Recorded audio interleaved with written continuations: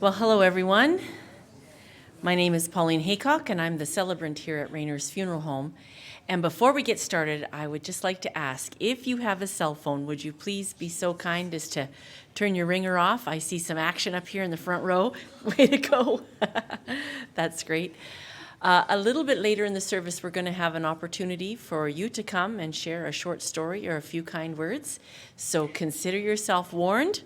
I know the family would love to hear something if you have a short story to share. And I think that's everything. We're going to head to the cemetery immediately following the service. We're going to Brookside. You're welcome to come with us. We won't be long. It's not favorable weather out there. So if you want to stay and have a coffee and wait for all of us to get back, you're welcome to do that too. But you are welcome to join us out at Brookside. So at this time, I'd like to ask you to please rise as the family comes to join us.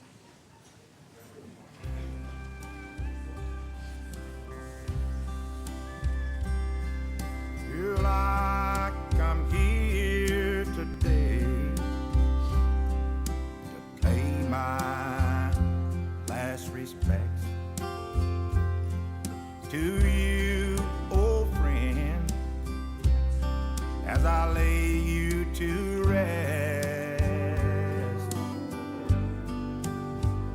I'll drink a toast to you and me as I recite this eulogy.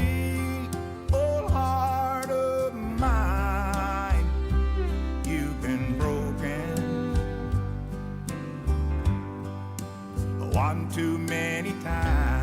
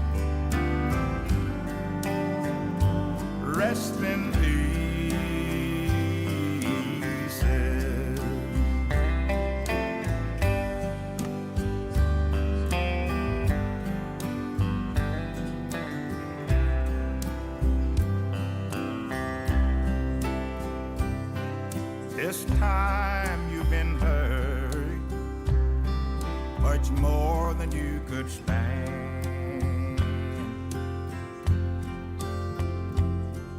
and this time was the last time love will slip through our hands.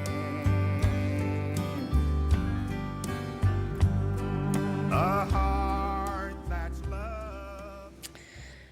Well, on behalf of the family, I would like to welcome each and every one of you here today. The family so appreciates those who supported and encouraged Teresa over the last few years, and they just want you to know that your kindness has not gone unnoticed, and they appreciate that you made the effort to be here today.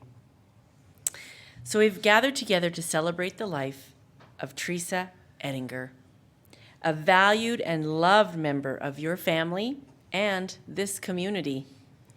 This is just the way Teresa liked things. Family time, visiting with friends and neighbors. And most of you here today have heard Teresa's laughter. You've seen her smile, maybe even shared in an entertaining conversation with her. And although there is grief today as we say goodbye to Teresa, there is gratitude for times spent with her. Family, I recognize that you clearly understand that the passing of our loved ones is the most difficult thing that we ever have to face. Everything has changed, and there's not a thing we can do about it. We miss their presence and their laughter, and even just the sound of their voice on the other end of the phone. And even though Teresa had a great run, 84 rich, full years, her passing is going to leave a big hole in the lives of those that knew and loved her. And I'm sad to say that all too often it takes the death of a loved one for us to stop and consider all that they were and what they meant to us. Teresa was always there with you and for you. She was your Nama, and she loved that title, and she loved you. Each one of you here knows that Teresa faced more than her share of difficulties throughout her lifetime, things that would challenge the best of us. But somehow she faced each challenge head on. She just kept putting one foot in front of the other, remaining a constant presence in the lives of her family members.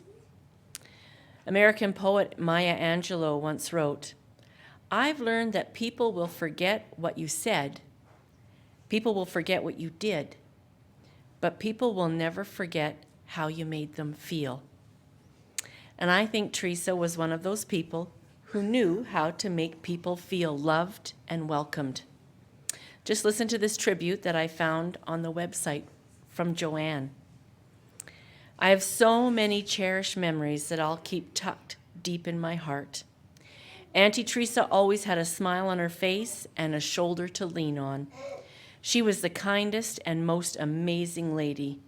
I'll truly miss her a lot." Just a few simple words, but a very meaningful tribute that speaks volumes. So Teresa was born June 13th, 1940, at a time when a father waited for the doctor to tell him when the baby arrived. Unlike today, when a father must wear a smock, know how to breathe, and make sure it's posted on Facebook, which of course Teresa would have been reading and watching for. The world was very different back then. The Great Depression was ending, and World War II was ramping up. From the largest cities in Canada to the smallest villages and homesteads, people were feeling nervous about the uncertainty of the future. Families worked hard to be able to not make a living as we do today. They worked hard. And one of the things that most of the people from Teresa's generation knew how to do was work. I'm sure you've heard it said that we are a product of our environment. Well, that training those children had, children like Teresa, helped her to make a living, that hard work, working hard right up until her retirement. Now, before Sharon comes to share the eulogy with you, I want to tell you two of my favorite things that I learned about Teresa. Teresa was proficient in using an iPad, and she loved Facebook. Those are my favorite things. I just love that. She knew how to stay in touch with her grandchildren and the people that she cared about. Alicia also pointed out that Teresa loved Netflix. And she may have been born and raised in the boonies, long before homes had televisions and telephones, but she embraced technology. She kept up with the times so that she could keep up with you, especially her grandchildren. Well done, Nama. Well done. So we're going to stop listening to me. I'm going to invite Sharon to come, sister-in-law Sharon, and share the eulogy.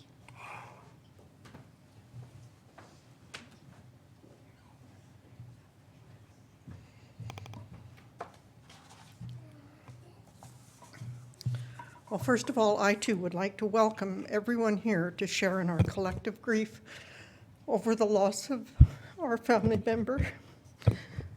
But I want to start with a bit of a story.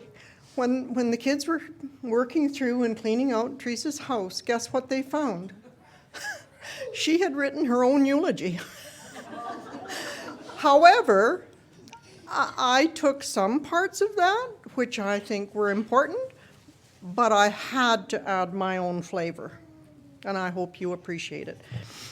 George and Mary Bailey moved their family from Clayhurst to Clayhurst, Cherry Point area from Deserles, Alberta, in 1942 when Teresa was only 2 years old. She was the 8th child of 11 children. Teresa was a lifetime resident of the Peace River country, and I don't think you could have pried her away from this area, ever. She loved it. She truly loved it. She did have a very short stint in Edmonton for about 8 or 9 months, and came back to Dawson Creek after that time away in Edmonton. George fell ill very soon after they moved to the Peace River country. And one of Teresa's earliest memories was when he would come home from one of his stays at the hospital, because according to my husband, he was in and out of the hospital fairly regularly.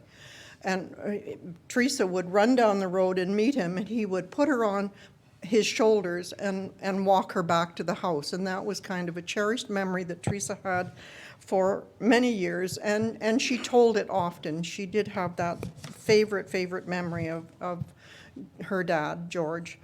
And the kids did talk a lot about how George would play with the kids on the farm, which, again, as we've heard, hard work was part of what our people did in those days, but he took the time to have playtime with the children, which was incredibly important to them. Life took a turn for the Billy family when George passed on. Mary was on her own with 7 children at home. Bill and Lucy had already married and moved on to their own farms, but there were others still at home. A baby girl had previously passed away and died very young, and Stella, of course, wasn't born yet. So my mother-in-law, Mary, had these 7 children she needed to feed and clothe and do all those things that parents do. And I can't imagine what that was putting her through. They moved to West Puscoopi to Mike Kilarowski's farm, which was in the Rolla area, and Teresa lived there until such time as she had finished her formal education. Teresa's first job in Dawson Creek, of course, was doing housework, which she was super good at. And at 17, Teresa got a job at Empire Cleaners, which is where she and I met. We clicked right away. I just loved her, and I think for sure, I think I can say that I think she loved me too. Neither she nor I had serious boyfriends at the time, and girls being girls, we both had available brothers. Teresa and I were going to work at the Cleaners, save our money, and travel Europe. But we were teenagers, and we also wanted to have some fun. We cooked up this cockamamie way to introduce our brothers to each other, but we were not to get serious, and that was a pact between us. And after a while, we would head off to Europe and have a good time over there. Well, that plan was short-lived. The introducing the respective brothers, of course, worked out quite well. The not getting serious part didn't. Europe fell completely off the table, and this happy foursome was born. For those who don't know, the available brother Teresa wanted me to be introduced to was Ernie, who had just recently lost his wife, and he had been left with 2 beautiful little girls. Brenda was 2.5, and Amber a brand new baby. Ernie asked Teresa to move in with him and take care of the household and the girls while he continued to work to do what dads do. We're forever grateful for Teresa and the loving care she gave those 2 little girls. And while the happy foursome did some serious dating, which we had a great time. We shared the girls and I have to tell you a story. Teresa and Richard were very good friends with John and Alice Dobish in Spirit River. And so when they were going over to Spirit River to visit Alice and John, of course, that was their weekend to take the girls with them because John and Alice had children too. So while Alice and Teresa were able to go shopping, the men got to take the children to a restaurant to feed them. What did they feed these little babies? Mushroom soup. And they survived it. And for years, I mean, I've heard that story. I have no idea how many times because their Uncle Richard and John just so enjoyed those little kids. So it was, and like I say, Europe was an absolutely hell no. Teresa was always easy to love. She had many friends, lifelong friends, and very loyal friends. But she talked also fairly often about the fact that she had been a bridesmaid 5 times before she became a bride. And we had to organize, because by this time I knew I was going to be marrying Ernie and she knew she was going to be marrying Richard, but because we had to plan the children into that mix, Ernie and I had to get married first so that Richard and Teresa could carry on with their marriage plans. So in 1959, August the 22nd, Richard and Ruth got married, and Ernie and I a couple of months earlier. Teresa. I'm so sorry. Valerie was born July the 22nd in 1960. And Randy William was born August the 29th of 62. Richard and Teresa's family was complete. As the children grew, Teresa had several career opportunities and challenges. First, Teresa worked for the Open Door School, which was a school for children with developmental disabilities, and Teresa was loved by not only the children, but the board of directors, the parents, and Teresa's entire heart was with all of those children at that school. She was just a fabulous teacher of those kids. Searching for greater challenges, though, Teresa decided that she would take a business admin course at the college here in Dawson Creek, and did so. And when she completed that, she went to work for Dawson Carland, and she worked for Dawson Carland until they decided to close their doors. So she took a year off to just be with the kids. And it was a very eventful year. And they had a very busy social life. They were both members of the Elks and Royal Purple, and I don't have a clue how many special events they served lunches for funerals, for weddings, for birthdays, special birthdays. They were always at that Elks Hall doing something. Even when we moved away to Cranbrook and we'd come back, there would be events happening, and sometimes we could even go and help, which was kind of exciting too. They went to all sorts of dances, all the halls around this whole community, Rolla, everywhere. Wherever there was a hall, if there was a band playing, they were dancing. And it was great fun. And if they couldn't take the children with them, Brenda was one of their babysitters, and she loved looking after Valerie and Randy. But I have to tell you a story. They had a Siamese cat. And when Brenda was there looking after the kids, and he put them to bed, well, that cat sat in front of the couch and would not let her get off the couch. So the kids are in bed, and she had to go to the bathroom, I think, and she had to sit on the couch and yell to Valerie until Valerie woke up and called off the cat.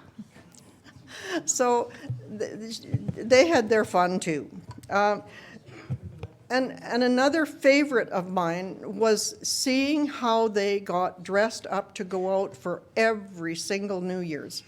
Teresa would be dressed in her finery. She really knew how to dress lovely. Her hair was done, and they went out looking like an extremely happy couple to go and enjoy the evening, dancing the night away. But one of the things that they liked to do when they came back, and I've invited Alana to see if she, or anyone else that wants to too, one of the things that they would do to Ernie and I was after they had finished dancing at 2 o'clock in the morning, they would come and wake us up, and I'd have to cook them bacon and eggs at 2 in the morning. And they'd bang on the door until we got up. There was no sleeping through that, never. We had to have bacon and eggs at 2 in the morning. Get the kids all up, you get everybody all wound up. That was their joy. Another very favorite time of mine in this Billy family was the Christmases. We had so many great big Christmas parties, usually at Baba and Guido's. But Christmas would start in November and not end till in January, because everybody was having these great big meals, and the cousins were coming from everywhere, and I think there was something like 45 of them. So they would all be sitting around the living room on the floor with their plates in their laps, eating the wonderful Ukrainian food that had been set out, and the traditional turkey and dressing and all the rest of it. But and the kids still talk about those Christmases where Baba always had something, a gift for every single grandchild. We had a good time at our Christmases. However, after a year, Teresa took a year off after she was working, after Dawson Carland closed down, and stayed home with the kids. But she still wanted to go back to work. And after a year, and the kids were growing up and becoming more independent, work once again called Teresa. She started a job at Brown's Chevrolet and worked there until sometimes, as life goes, Richard and Teresa separated and divorced. After 27 years of marriage, life took a very different turn, not only for them, but for us as the happy foursome. It was no more. Teresa moved to Edmonton for a short time, and life as a single was a struggle. However, Teresa never gave up. Her children and her grandchildren were her consummate, perfect lifeline. And there was never, ever a doubt about that. She worked when she was back from Edmonton, she worked still as a housekeeper, but she got a job as a care aide at the Poos care home and worked at those two things until later in 1999 she had to quit because her hips had given out and she just needed to, she went on disability after that period of time. She did both jobs though right up until the time that she had to take time and start looking after herself. Her hips were replaced in 2000 and 2002, and she also had to have a whole knee replacement. So, and once those were done, her mobility improved immensely. So it was a good thing. And what she was able to do to her joy was to be an absolutely wonderful Nama. She loved being a Nama. Teresa had 25 years of retirement, and that was all spent in this Peace River country, and particularly in Dawson Creek. She was able to spend good time with her children and grandchildren. However, her retirement years were not without incredible loss. By September 2015, 11 siblings, out of 11 siblings, only 3 sisters were left: Teresa, Marlis, and Stella. But that's not all the sorrow that Teresa had to bear. She lost her daughter, Valerie, on October the 8th, 2011. She lost her granddaughter, Teresa Edinger, August the 22nd of 2013. Her daughter-in-law, Shannon Edinger, April the 25th, 2018. Teresa's only son, Randy, died in a tragic accident on August 28, 2019, one day before his 57th birthday. Only 46 days later, October 13th of 2019, Richard passed away as well, the father of her 2 children. And Teresa, I share with you, mourned that loss as well. I can say for absolute certainty that if I ever had to endure the losses like my dear sister-in-law Teresa endured with grace and dignity, may I follow in her footsteps. Rest in peace, dear Teresa. You have earned your golden wings. Fly high.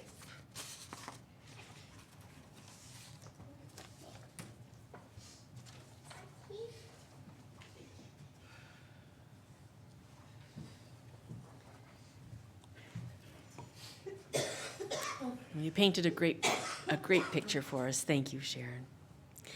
So we're going to have the open mic time, but before I invite those of you from the audience to join us, I'm going to ask granddaughter Alana to come first.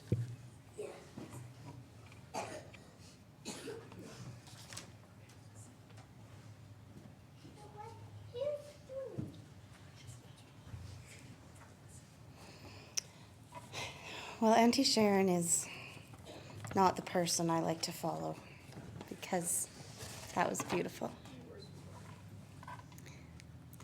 Thank you all for coming to join us to celebrate our Nama today. First off, I wanted to mention my son, Sebastian, wanted to be with us, but he's in his first few weeks of university in Vancouver and was unable to make it today. He'll be with us in thought. I know the news of Nama's passing came as quite a surprise to quite a few of you. Nama's always been a very private person, as most of us know, and unfortunately, she didn't share with many of us how truly ill she was. I had to make some very difficult calls the days after her passing. But that being said, I'd like to share with you how the past 10 months has transpired, as I know a lot of you that loved Nama are curious.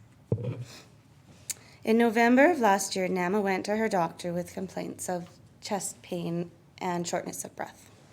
He ordered some tests, and it wasn't until the results of those tests came back that Nama even let me know what was going on, as her doctor had asked for somebody to come with her to receive those results. At that time, we found out that she had emphysema and also some suspicious spots on her lung. Nama took it all in stride and did not show her fear. In December, a biopsy was taken and confirmed the worst, which was cancer. Well, I don't need to explain to you how our medical system is, how slow things are. So I'll fast forward to a few months later, spring, in April. I packed up Nama and myself, and we are on our way to Prince George, as Nama was going to be receiving radiation therapy. Her doctor explained what the side effects of treatments were and what it could look like. And Nama wasn't going to just take that. In her own words, she says, I'll do my Nama voice. Well, I'm not just going to lay down and let cancer take me. So she was a fighter. Although she knew the seriousness of her health and why we were headed there, once we finally got on the road, let me tell you, Nama was not a light packer, and there was quite a bit of medical equipment, heavy medical equipment, that I had to pack up, haul down the stairs, across the yard, full SUV full. We finally got on the road and we were driving, and Nama goes, she kind of looks at me and she goes, well, you know, this is kind of fun. It's like a holiday for me. Meanwhile, I'm still sweating from loading up the vehicle, so I didn't respond. This was not a holiday for me. That drive, we had the best conversations. We talked about life. We talked about we talked about death. It was something she was not ready for. And we also talked about everything in between. So that evening, we settled into the Cordoban Lodge and anticipated what the following days would bring. Yes, there were a lot of medical appointments that first week. Then we had a week of just some R&R. Then radiation once a day for 4 weeks. I'm not going to focus on all of that, though. I want to tell you about the joy that we had during that time. Nama was absolutely tickled pink to tell anybody that would listen that her grandson Ryland was going to be coming to spend a week, and that her granddaughter Alicia was also able to take a 4-day weekend and be with her there. And that was truly amazing, being a mother of 4 young ones. But when I returned to stay with her after every time, that you two came, she would always talk about how well Rye or how well Alicia had looked after her. Like, you guys just kind of, made me feel, like I wasn't doing the best of jobs. But I think that we can all agree that we each thought that the other was Nama's favorite. Because I know she bragged about me as much as she bragged about all of you.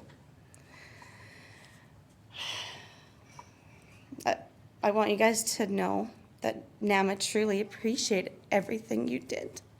And that includes you, Pam. There were things that we just couldn't help. And as much as you wanted to be here, Diston was definitely a factor that couldn't be helped.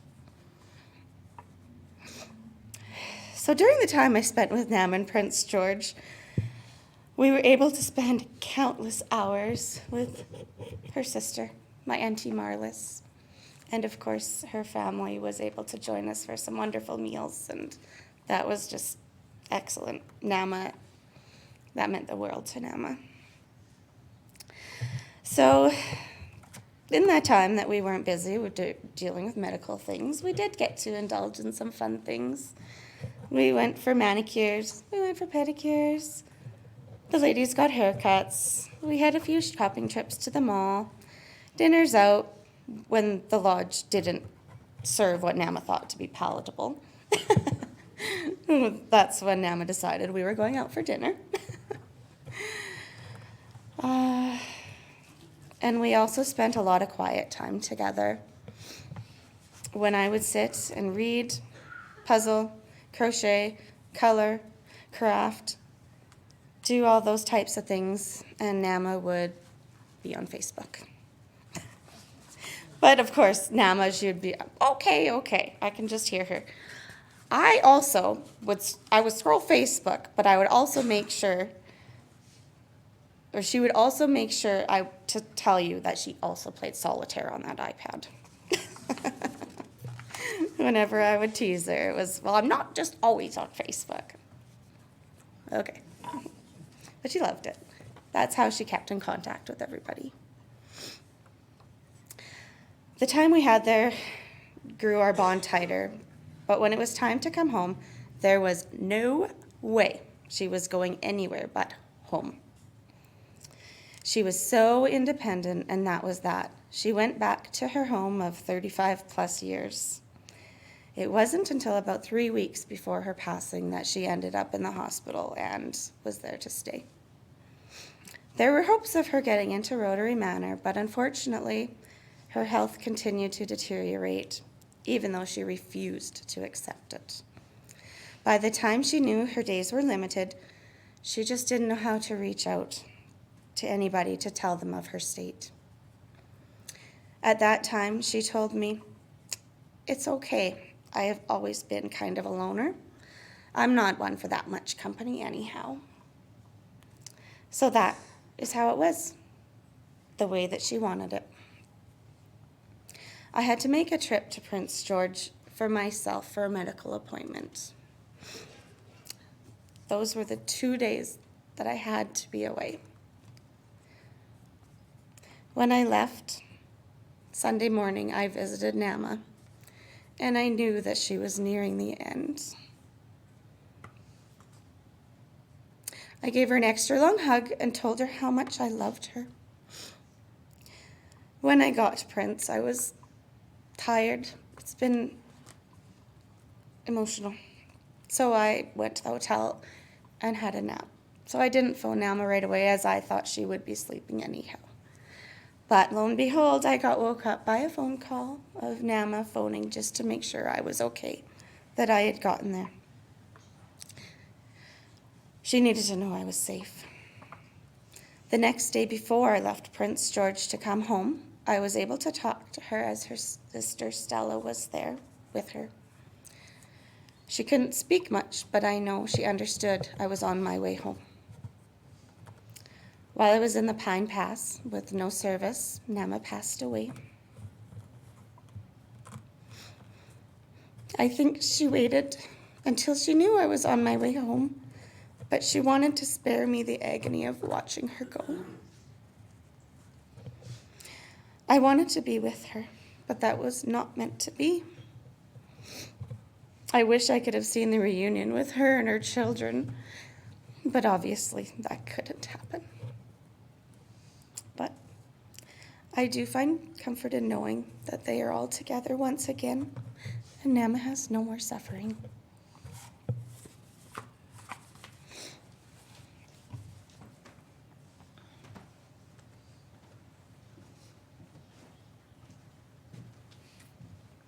Thank you.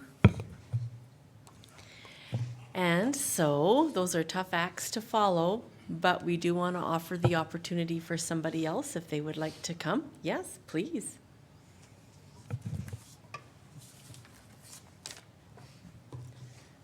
Take this away. Okay, come on. I would like to share something, an experience that I've never experienced before. I was with Teresa when she passed, and Alana was in Prince George, and Monday morning I says, Howard, I gotta go and see Teresa. I says, she's all alone and she may need something. And I had been sick and I hadn't seen her for over a week. And when I got to the hospital, I was shocked. I told Howard, I says, I'm here for this day. You don't have to sit with me. I'm going to be with Teresa. So I phoned Alana, and I told Alana that Teresa was heavy breathing, and she was very unresponsive. She would say, for her to take her clothes off the blanket because she was too hot. But other than that, she struggled to breathe. And I phoned Alana at 3:17 and told her that Nama was really having a hard struggle. And Alana says, Auntie, take the phone and put it to Nama's ear. I took the phone and I put it to Teresa's ear. And I says, Teresa, Alana's on the phone. Teresa never responded. Alana says, hi, Nama. And Teresa's eyes just flipped wide open and she turned her head. And Alana says, I love you, Nama. I love you so much. And if you want to go now, you can go. And Teresa says, I love you too. And Alana says, okay, Nama, she says, I'm going to get on the road now. And when I get back to Dawson, I'll come and see you. And Teresa says, okay. And Alana says, bye for now. And Teresa said, bye. And Teresa just went back into her state of heavy breathing and stuff. And I sat there and I watched Teresa and watched Teresa. And all of a sudden, I'd get up and I'd talk to her. And she was very unresponsive. And she wanted the blankets off of her again. So I put a very light sheet on her. And I looked up and she wasn't breathing anymore. It was very shallow, so I rang for the nurse. And Teresa was gone. She left at 5 o'clock. And it was such a weird experience of the connection she had with her biggest caregiver, Alana. Thank you for letting me tell this, Alana.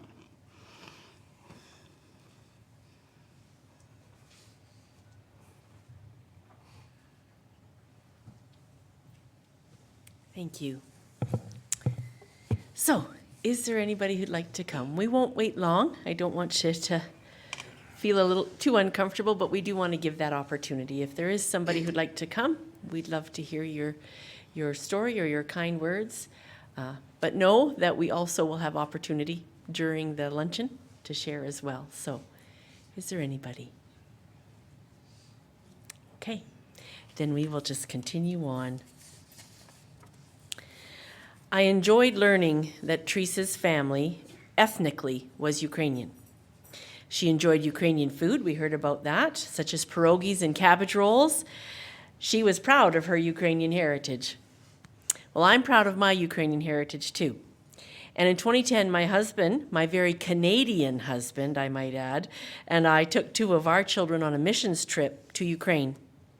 One of our tasks was to deliver food to a remote village populated with poverty-stricken families who struggled daily to eke out a living. Many of those families are children who have been abandoned by their parents, living with their babas.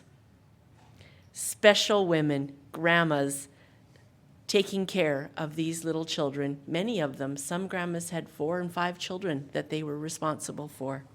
It was very moving to spend time and to see the importance of a grandma in the lives of those people, of those children.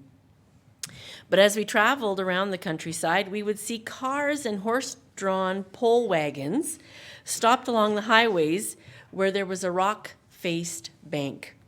The cars would line up, the drivers would get out, and they'd stand along the roadside, and they would be smiling and visiting with each other. One day, our translator joined the lineup of vehicles, jumped out of the car, grabbed a few plastic jugs from the trunk of his car, and proceeded to explain that at many locations, like where we were, a spring could be found coming up out of the rock. It would be there with cold, clear, and pure water, bubbling up, spilling down onto the ditch and onto the road. Locals believed that there were health benefits from drinking that water, and it was worth the trek to get some. People came for miles. That spring offered a form of security that they could get nowhere else. Well, family, I believe that Teresa has been just like that spring for you. Joy and laughter have bubbled up from her. When people gathered around her, they enjoyed being in her presence. They appreciated what she brought to them. She has brought security and strength to you as a mother, a sister, a grandmother, and friend. So let's remember how Teresa has touched your lives, and may you be refreshed one more time as we watch the pictures in the slideshow and remember how she's touched your lives.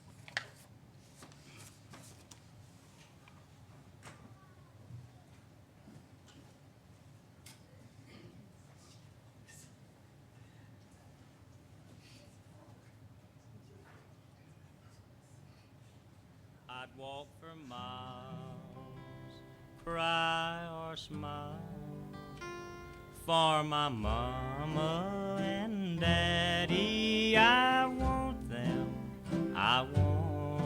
them to know how I feel. My love is real for my mama and daddy. I want them to know I love them so. In my heart joy tears stars, 'cause I'm happy, and I pray every day for Mom and Pappy, and each night I'd walk for miles, cry or smile for my mama and daddy. I want them to know I love them so.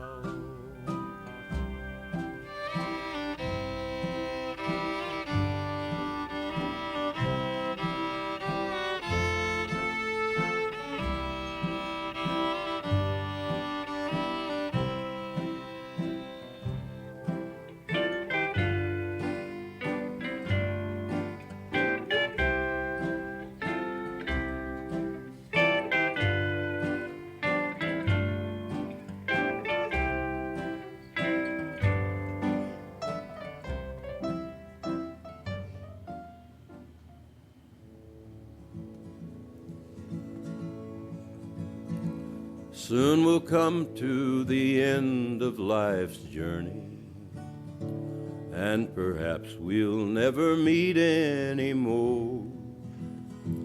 till we gather in heaven's bright city, far away on that beautiful shore. If we never meet again this side of heaven, as we struggle through this world and its strife, there's another meeting place somewhere in heaven, by the side of the river of life, where the roses bloom forever, and where separation comes no more. If we never meet again this side of heaven, I will meet you on that beautiful shore. Oh, they say we shall meet by the river, where no storm clouds ever darken the sky. And they say we'll be happy in heaven, in that wonderful sweet by and by. If we never meet again this side of heaven, as we struggle through this world and its strife, there's another meeting place somewhere in heaven, by the side of the river of life, where the roses bloom forever, and where separation comes no more. If we never meet again this side of heaven, I will meet you on that beautiful shore.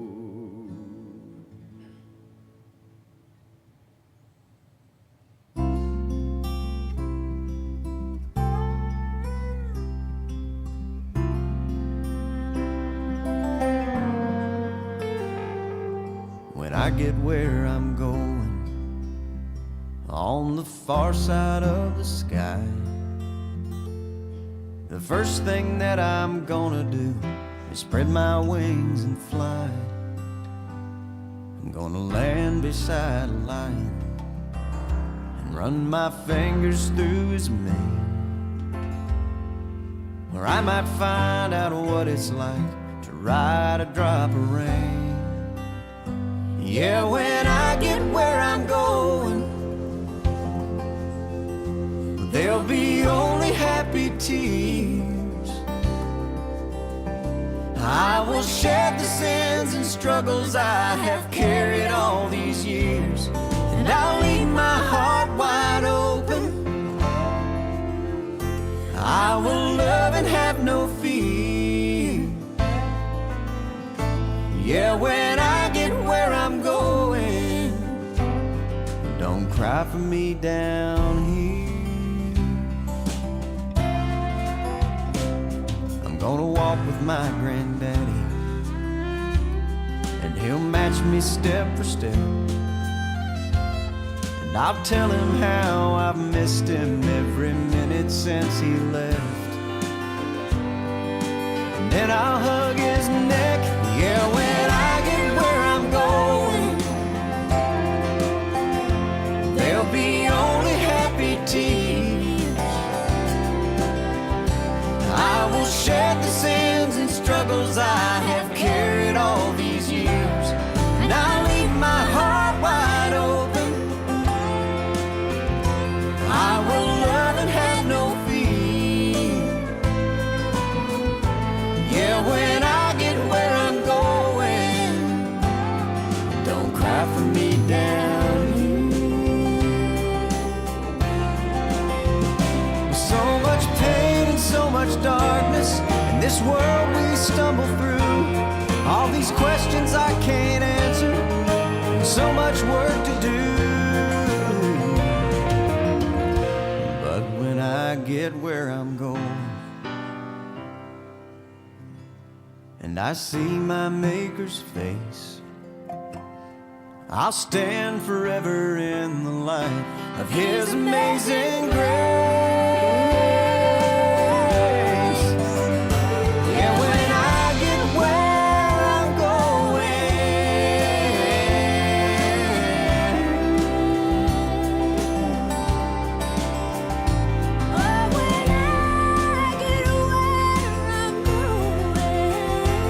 there'll be only happy tears.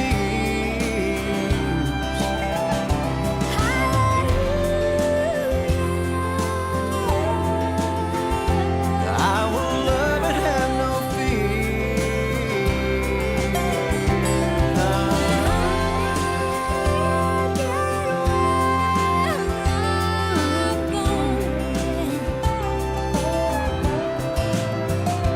Yeah, when I get where I'm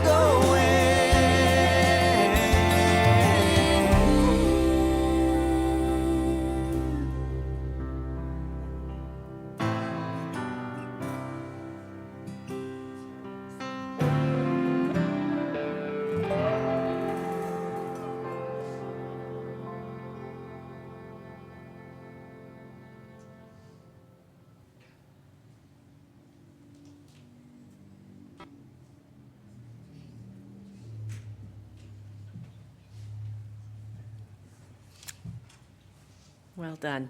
Those are beautiful.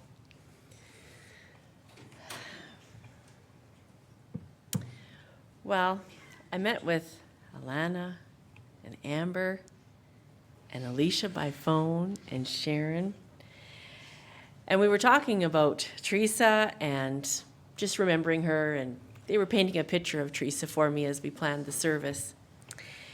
And I asked about music, and Alana remembered that whenever she rode with Nama in the car, they listened to that 1952 Big Bill Lister hit, There's a Tear in My Beer. That is the last song that I expected Alana to sing. I thought, that doesn't look like a beer drinking face. Now I know what some of you are thinking. Who is Big Bill Lister? That is a Hank Williams song. And you're right, it is. I did a little homework, did a little research, and I learned that according to Wikipedia, which we know we can trust, that the original version was written by Hank Williams Sr. during one of his Nashville sessions back 1950, 1951. But his publisher and his producer was opposed to mentioning alcohol in songs. So Lister, who opened show dates for Hank Williams for a short time, needed a beer drinking song. And Williams gave him the song that he had recorded. It was a demo. And Lister listened to it, and he released it in 1952. Now, fast forward about 40 years, Lister found that song in his attic one day, that demo tape, and he gave it to Hank Williams' son, Hank Jr. Jr. took the recording of his dad singing with only his lone guitar as accompaniment, and with his band, he simply filled in the blanks, as he said, and he recorded additional vocals.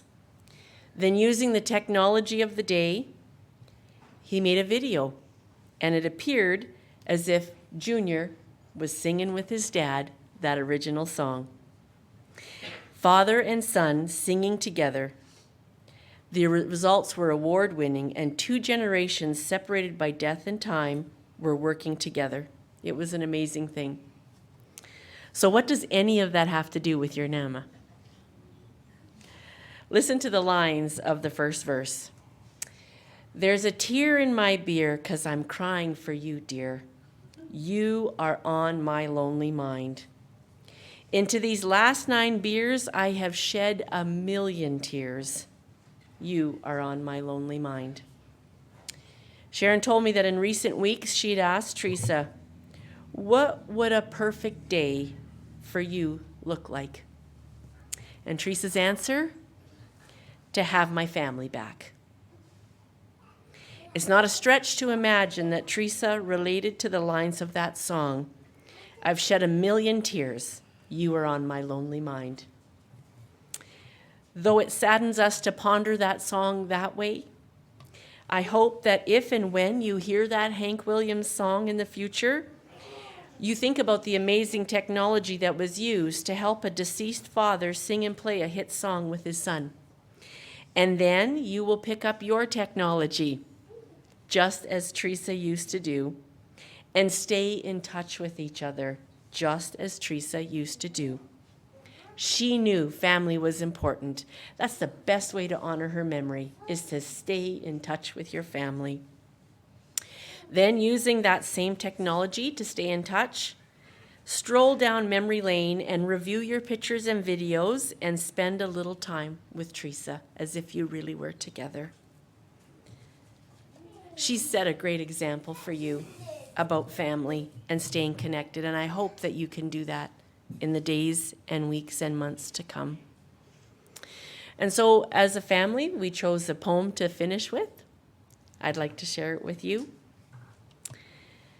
As we look back over time, we find ourselves wondering, did we remember to thank you enough for all you've done for us? For all the times you were by our sides to help and support us, to celebrate our successes, to understand our problems and accept our defeats, or for teaching us by your example the value of hard work, good judgment, courage, and integrity. We wonder if we ever thanked you for the sacrifices you made to let us have the very best, and for the simple things like laughter, smiles, and times that we shared. If we have forgotten to show our gratitude enough for all the things you did, we are thanking you now, and we are hoping you knew all along how much you meant to us. I know that was where Alana's heart was as we talked about that poem. So, ladies and gentlemen, I'd like to ask you to please rise for Teresa.